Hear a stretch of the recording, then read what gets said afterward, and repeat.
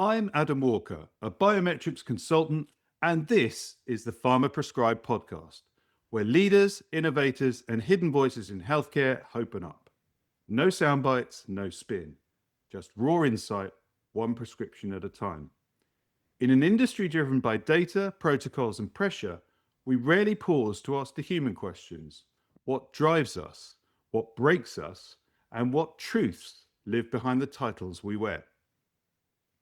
Paul McCormack is the founder of Intention Performance. His journey from alcohol routines to intentional alcohol-free living has sparked a movement in personal transformation. After just 30 days without alcohol, Paul experienced such a profound shift in clarity, energy, and purpose that he never looked back. Now he coaches others to unlock their full potential without the booze. In the UK, over 20% of adults report drinking more than the recommended weekly limit of 14 units. Alcohol is linked to over 60 medical conditions, including high blood pressure, depression, and cancer. Yet just 1 month of alcohol-free living can lead to a 40% drop in liver fat, improved sleep, and better concentration. Whether you're in pharma, coaching, or simply curious about the ripple effects of alcohol-free living, I hope this episode will offer you insights, inspiration, and a fresh perspective on what it means to thrive. Paul, welcome to Pharma Prescribed. For anyone who's not familiar with you, who are you and what do you do? Thank you, Adam. I think you've summarized that pretty well. I'm Paul McCormack, the founder of Intention Performance. What I do is work with growth-minded men looking to access that next level of performance they know is there, but they might not be able to reach, and they suspect that alcohol is interfering with that. So a lot of the men I work with feel like they're operating at 50, 60, 70% maximum, and they know that there's about 30% or more to unlock.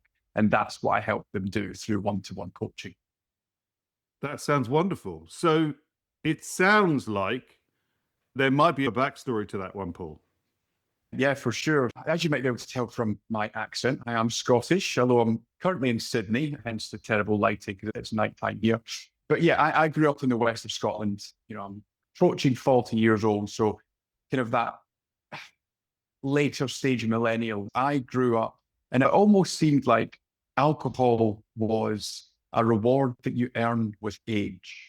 When you get to that 17, 18-year-old mark, you're now officially able to drink alcohol. That's what everyone does. When you look around, maybe your parents or family members, or you're watching TV on films, and everyone is drinking alcohol either to relax, to celebrate, or to commiserate. For me, that's what happened. I kind of grew up thinking that was a reward that I could earn. I started drinking, age 16, 17, going to the pub with the fake ID back in the day and going in there and having a few drinks. I just got into this habit that I think many people do, certainly of that generation, where alcohol just becomes something that happens on a weekend. And I kind of continued that habit into university when I mentioned my ebook that my drinking became serious at university. I really took it as a proper hobby.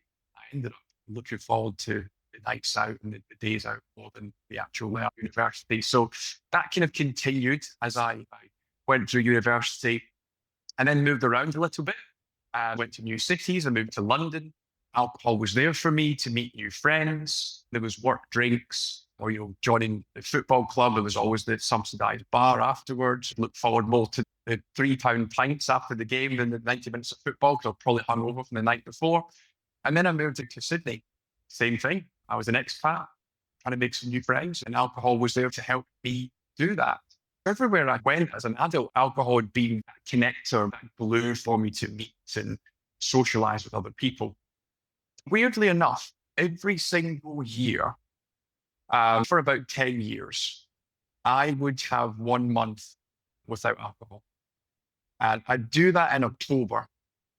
And it was for the backwards reason that I knew that in November, it was my birthday and I was going to be drinking heavily. In December, it was silly season and, work drinks and Christmas and what have you. And then when I was in Australia, January and February is the peak of summer. Right? So there's drinks in the beer garden, barbecues, all that kind of thing. So I knew that for those 4 months, I was going to be drinking probably more than I would the other 8. So I'd take 1 month off, and I continued to do that for, as I say, probably the best part of 10 years. And I'd always lived the benefits. I would always save money. My skin would get better. I would feel sharper on a Monday and Tuesday. I'd perform better in work. I'd just be an all-round better version of myself. But I couldn't wait for the 1st of November. I used to buy my favorite wines every weekend in October. I'd buy 1 bottle of wine. So come the 1st of November, I had 4 bottles of wine that I could choose from and have a drink. It wasn't until COVID, actually, that I decided to take another 30-day break, this time in July, but then ended up extending it. If you've got time, I can tell that quick story, Adam, if that happened. This is absolutely your time, Paul. And already I think you're making me think about my own relationship with alcohol as my family, my friends, the cultural alignment around alcohol being everywhere. You mentioned relaxing, celebrating, and commiserating. I think you've absolutely nailed it there. Tell me more. That last break that I had began on the 28th of June, 2020. And the reason I had that break was because that was 3 or 4 months into COVID. I was living in Sydney at the time and obviously not commuting to work. Everything's kind of shut down. No one's doing anything. So the glass of wine that I would usually pour for myself on a Thursday night, sometimes a Wednesday if I had a stressful week, I was doing that on a Monday because there was no responsibilities or much less responsibilities for me on the Monday morning, Tuesday morning. So Monday night, I would have a glass of wine. And that was Monday, Tuesday, all the way through to Sunday. I did that for 6 weeks. I'd probably get through most of a bottle of wine every night for 6 weeks. During that time, my wife and I decided to get a dog. We thought this is the best time to get a dog because we're going to be at home. We don't know when things open back up again. We can train the puppy. We can spend lots of time with it. Let's get a dog. We made that decision in the park one day. We got the dog. We got the puppy delivered. And if you've ever had a puppy, the stages from those first few months are very testing. Our dog, Rolo, he used to wake up at, I don't know, anytime between 5 and 6:30. And we crate trained him, right? You had to be let out the crate at that time. And my wife and I would take it in turns as to who would get up and let him. And when I was having that red wine hangover, even through 2 glasses, 3 glasses of wine, I just thought, this puppy is mental. He's biting me, making me play with him. I'm feeling jaded. I'm feeling tired. I was like, right, I'm going to not rest in the head. I'm going to do my 30-day break that I used to do in October. I'm going to do it now and see through this puppy phase. I didn't know this at the time, but the last drink of alcohol that I had was a random craft beer left over in my fridge from some gathering that had been months before. I think it might have even been a salt flavored beer or something. It wasn't nice, put it that way. Anyway, I did 30 days and that was fine. Nowhere was open. Wasn't tempted. There wasn't that temptation. People were going to the pub or whatever. And I'd done it before, so not a problem. Got to that 30 days. I was like, right, let's do a challenge. Let's see if I can get to 100 days. Never done that before. Be quite cool to say you've done 100 days alcohol free. I got there, but I found that really hard. I found it really difficult because I started to question why I was doing this, because for me at the time, I still saw alcohol as something that provided me with a reward. I still saw that relaxation, that ability to switch off, that ability to socialize. When things started to open up or we had those times where you were allowed to go out again for a couple of hours or drink, but had to socially distance. What I did in that period was, because I made that commitment to myself that I wanted to do it, I knew I was going to stick to it, but I had to do a lot of work in the background to make sure that I was able to stick to it comfortably and not feel restriction and not feel resentment. So I went down a rabbit hole of YouTube videos. And before I started my business, I looked at my YouTube video log from that period. There's 126 videos that I watched from the 31 to 100 days. And those videos were all about what is really happening when you're drinking alcohol. all those videos about people that had done a year without drinking, all those stories of abundance of energy and more money and progression in career and setting up businesses and running marathons and feeling vibrant and sleeping better and better relationships. Right. Okay. That makes sense to me. And I did a lot of digging onto the health impacts. I thought to myself, my wife's a few years younger than me. And I was always conscious of that. And I always thought, I don't want to come across as being an older person physically and mentally. I want to be sharp and physically fit. I can cut out drinking. I know that I feel better. I look better. I'm getting more benefits from going to the gym by not drinking. Once that switch flicked for me, that was it.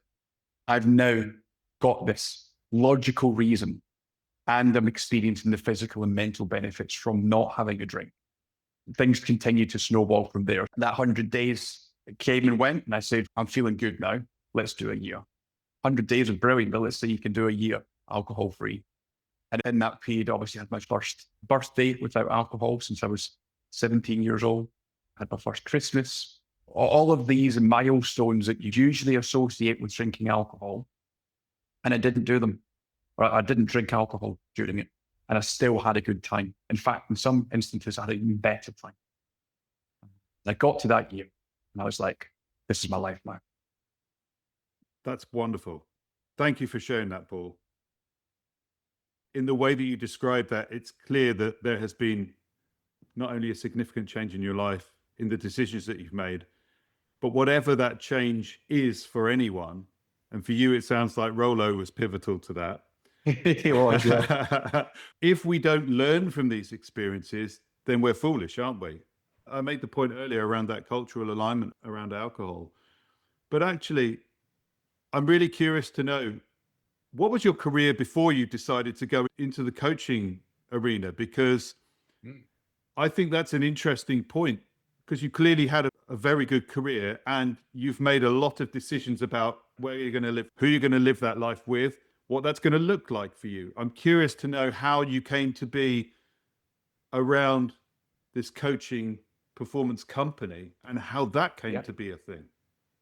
Good question. I'll start from the very start. And I went to university and studied journalism because my simple brain at the time thought there's two things that I enjoy and that I'm relatively good at.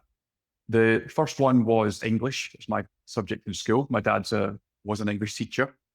And then the second one was football. I absolutely love football. My dream was I'll become a sports journalist and I'll be able to go to the World Cup and be paid to be there. That was my dream as a 15, 16, 17-year-old. So that's what I started off doing. Went to university, studied journalism.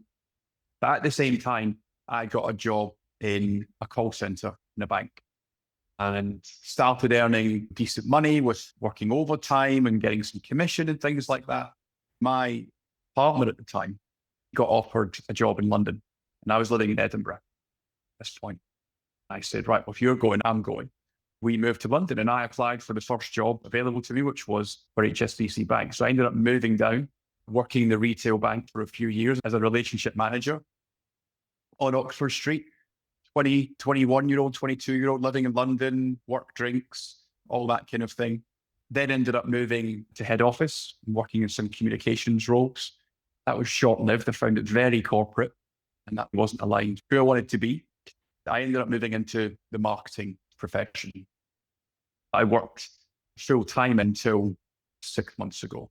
I initially moved into online gaming. I worked for the Metro newspaper in London. They started their own online casino and I worked for them as kind of social media.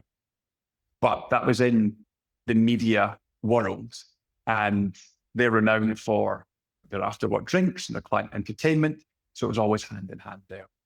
I then worked for a few startups in the similar space, online gaming. When our relationship broke down, I thought to myself, I'm not enjoying where I live. I've tried this big city life and it's just not for me.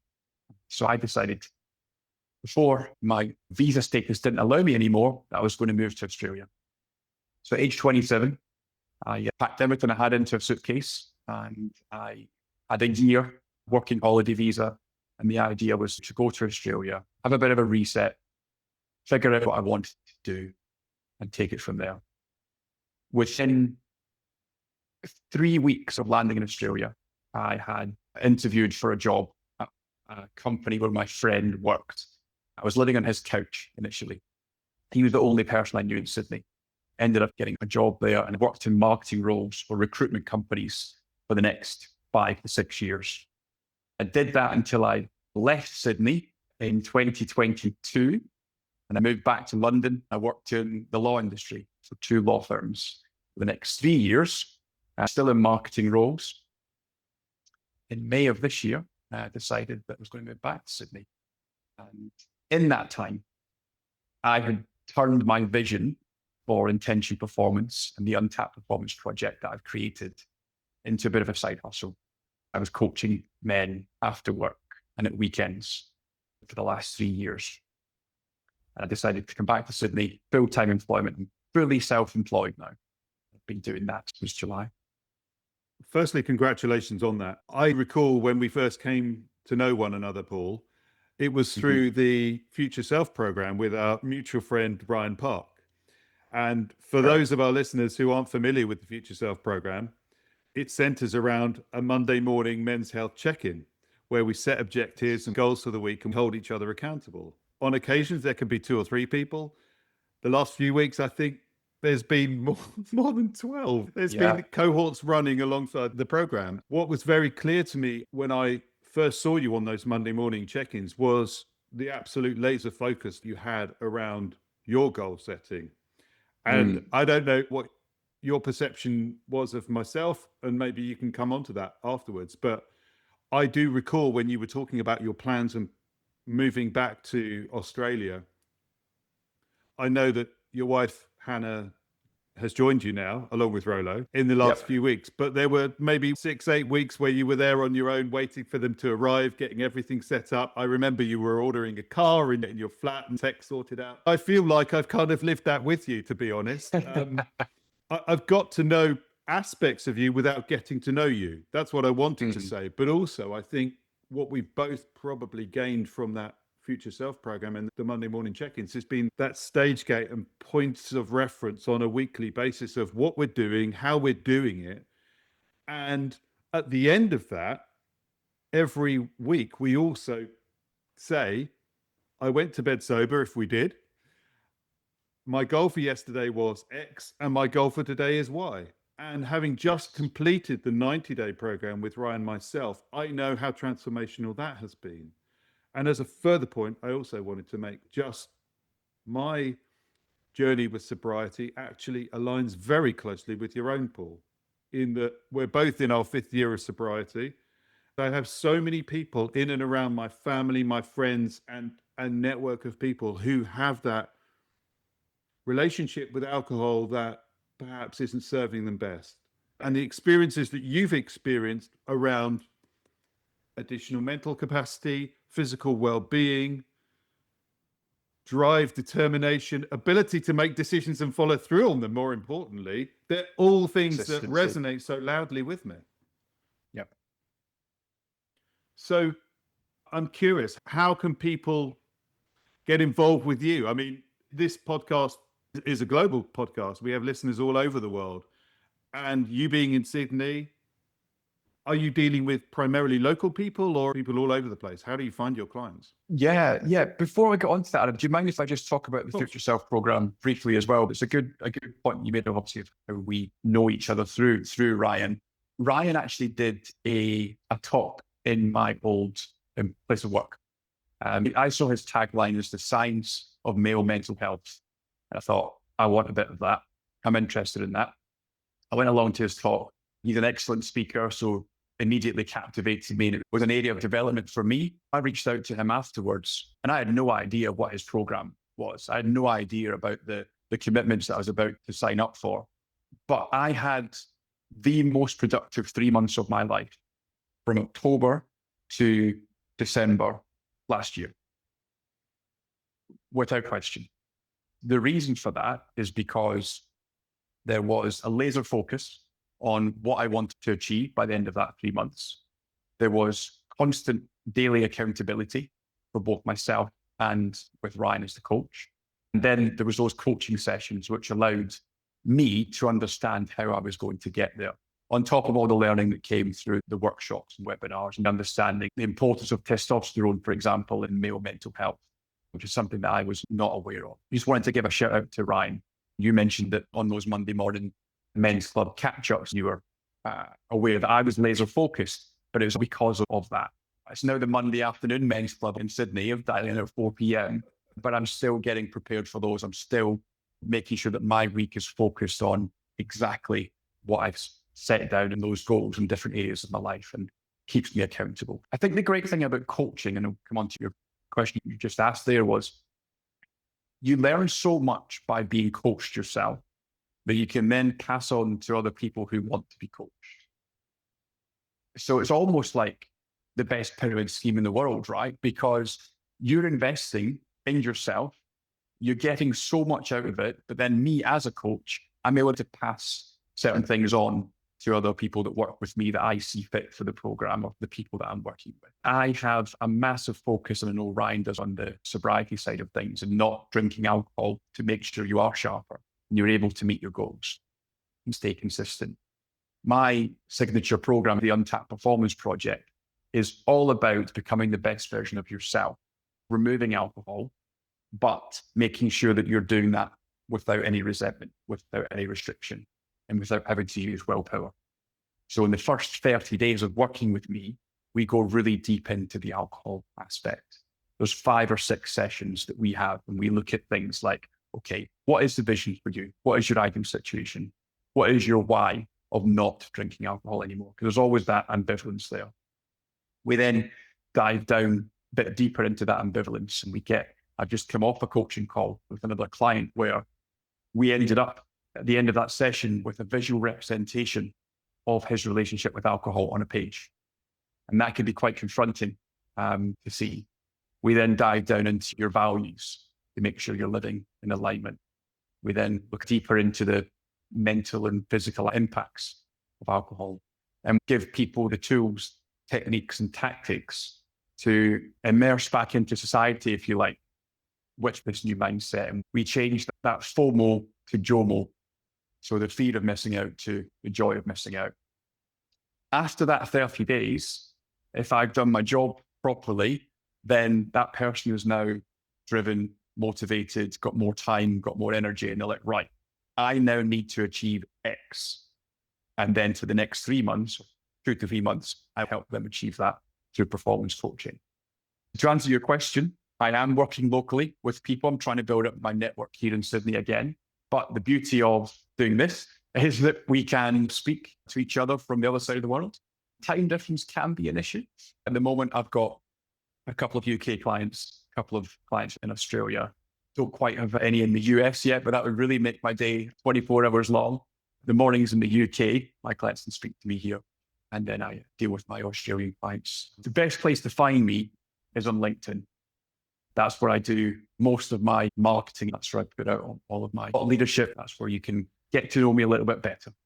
Thank you for sharing that, Paul. I really appreciate that.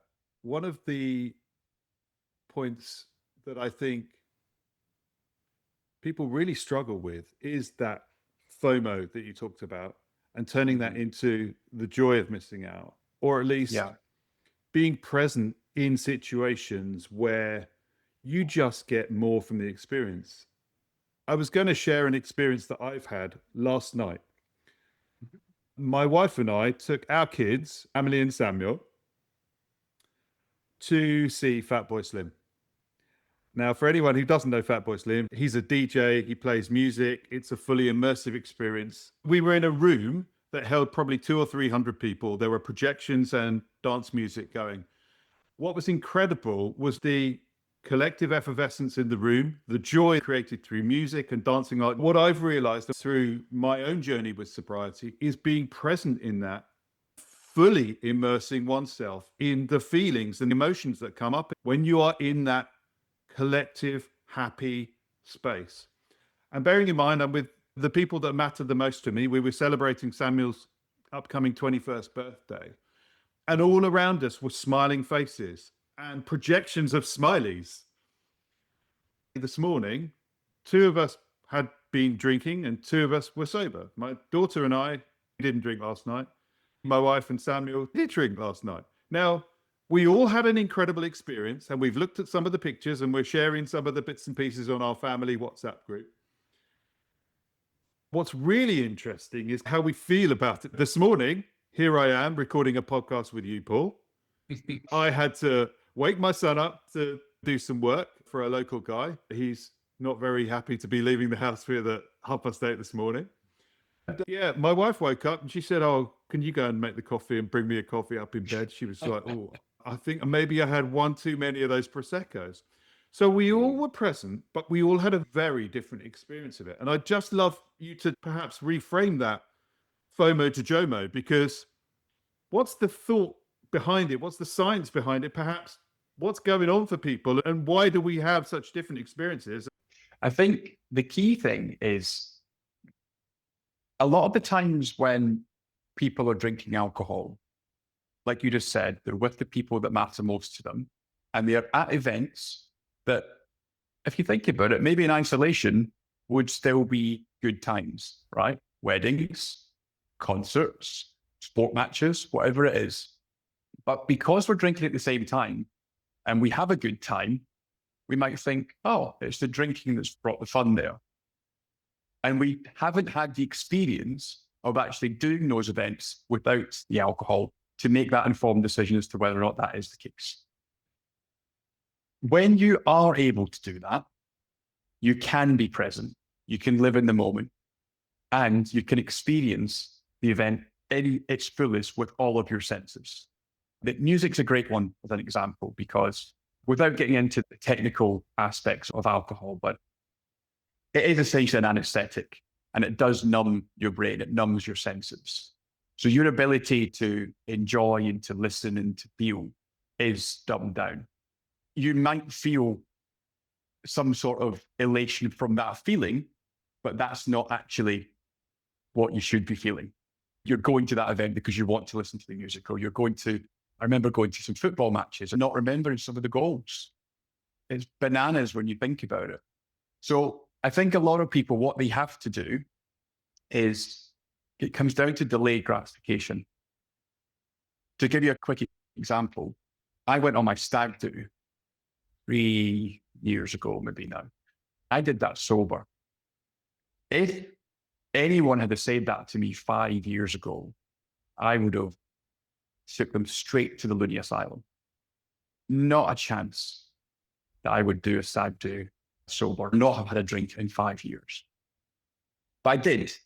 The reason I was able to do that was because in the previous 5 years, I had experienced all those milestones where I would normally have had a drink, and I realized that I didn't need to have a drink to enjoy them.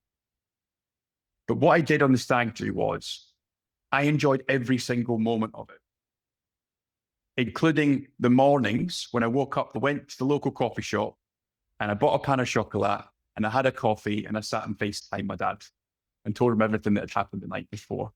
The rest of the stag do party were still in bed, then waking up to have a McDonald's and feeling terrible 2 hours later because I hadn't agreed with them. So one of the things you have to appreciate, that you might not feel that elation, that artificially stimulated dopamine hit from drinking alcohol, but actually you're still going to have a good time. And then the next day, you're going to be able to be your best self, whether that's getting up and going for a run, or getting to the gym, or having that connection with family, whatever it is that brings you those small bits of joy in life. And that compounds over time. On its own, it's not a massive moment. But when you do that consistently, day after day, week after week, that's when you begin to actually feel and experience that organic joy that comes from being human.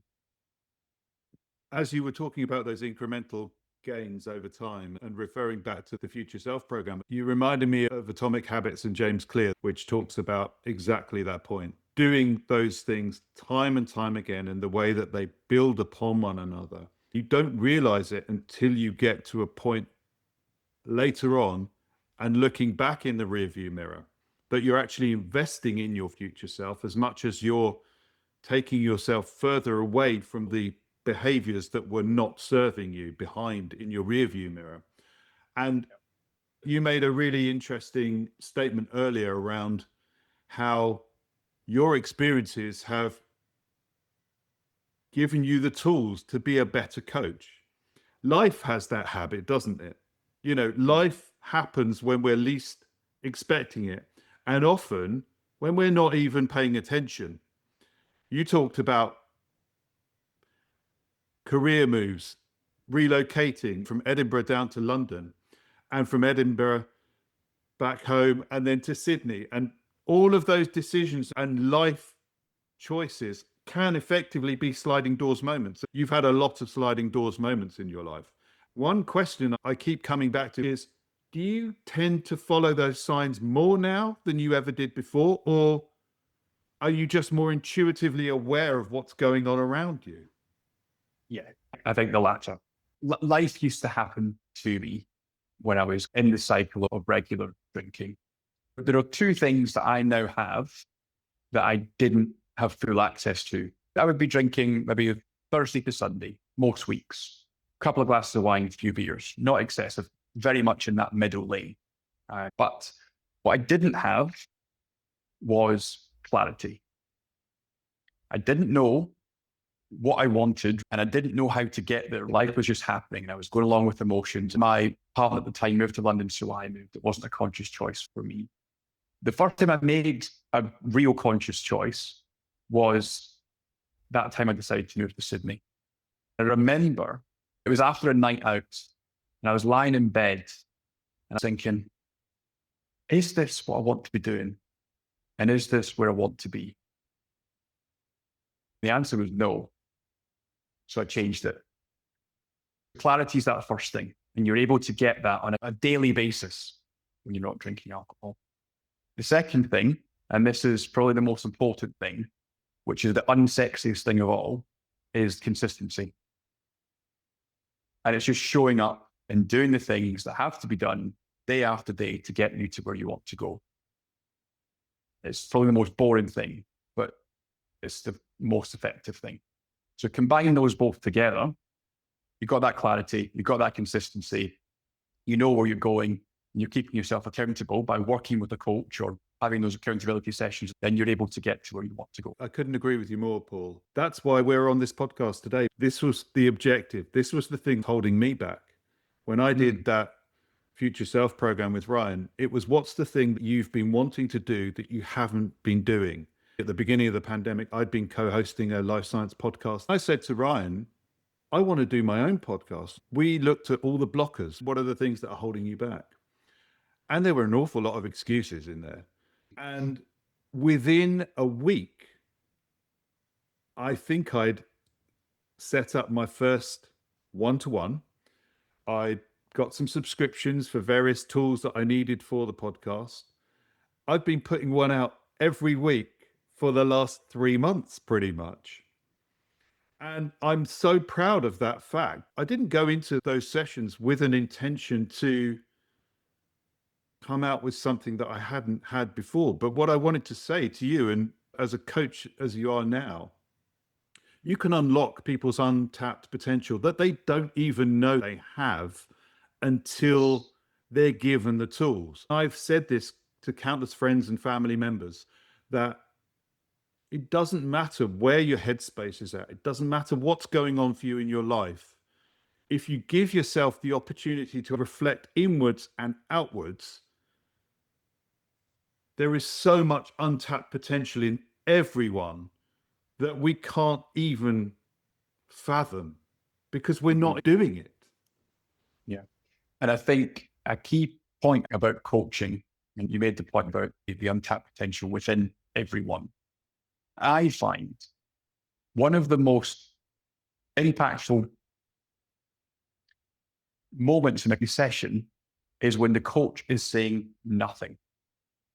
They are listening and giving me that space to think and speak, to actually get out of my head and say it out loud, and then realize how ridiculous it is to say it, or I never noticed that before. The real magic in a coaching session can often be just that safe space. These days, my wife probably won't mind if I say this. I've mentioned it to her before. These days, right, everyone's on their phone all the time. Everyone's scrolling. Even when you're having a conversation, and in fairness to my wife, she can actually have a conversation while she's on her phone. I've tried to catch her out a few times and she's good. She gets 90%. There's 10% she misses. But you don't have those moments very often these days of having someone who is listening not to respond, but listening to hear. And even just that, every week where you're able to have that is mind-blowing. A consistency, it's so simple, but it works. 100%. Alongside the life coaching I do with Ryan and those Monday morning check-ins, I also speak to a therapist, and that 1 hour every week is the most insightful. I walk my dogs. I've got 3 dogs. I go out and I walk, and I often don't have a podcast going. I just listen to and watch nature. That time is really time invested in oneself. There is no better investment, time with oneself. Listening to that, going in through your ears and into your brain, you process things differently. I never go into those conversations with a list of things I need to talk about, but an hour just goes like that. And at the end of it, I just say, thank you for listening. That's what happens.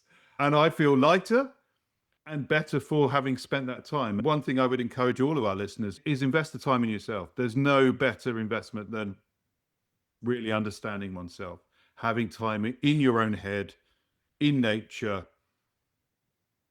feeling what you feel, saying your truth, and living that truth through everything that you do thereafter. Yeah, completely agree. Coaching used to be almost reserved for the elites and the execs at the very top of corporates. That's how it was positioned. Now, everywhere you look on LinkedIn, if your feed's anything like mine, everyone is a coach, which is good in the sense that it's becoming much more available to anyone in any walk of life. The reason I do what I do is because I think the 2 most impactful things that people can do for themselves is take an extended break from alcohol and invest in coaching. And put those 2 together, and for myself, from last October to December, the most productive period of my life. It really can turbocharge your ability to think, feel, perform. It's an absolute game changer. Paul, this has just been absolutely enlightening. I have so enjoyed this conversation. We've touched on so many aspects of your life, your experiences, and making good choices on a daily basis and fulfilling one's potential. I think that's, for me, the take home. But I always like to finish these conversations with a quick fire round, if you don't mind. Okay, go for it. What is the one piece of advice you would give to your younger self? Oh, wow. Trust the process. What are the top 3 qualities you value most when building a team? Authenticity. The ability to listen and be open to progression and feedback. What is the favorite thing that you enjoy outside of work, Paul?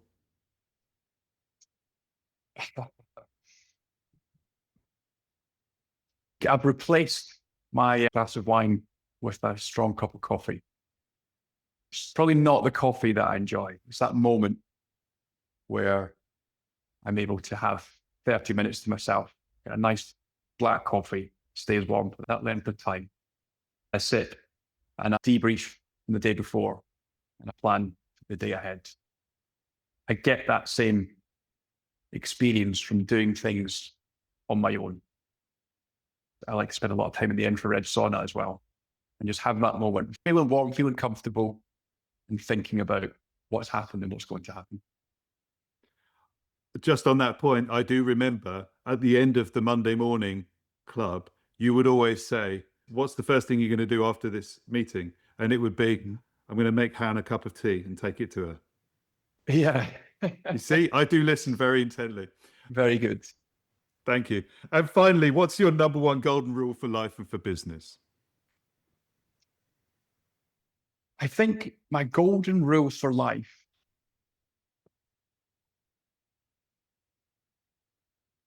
is to not take yourself too seriously.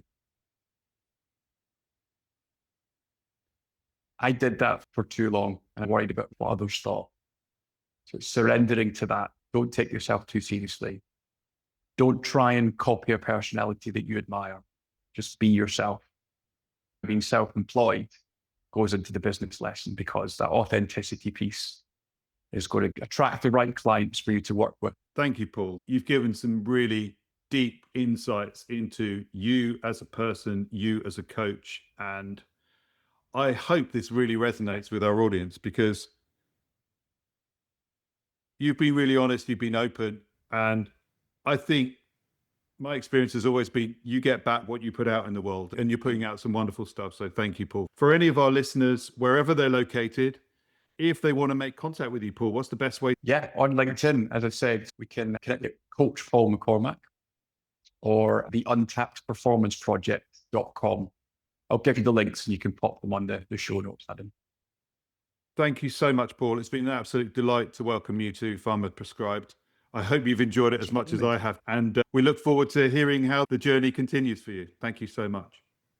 Thanks, Adam.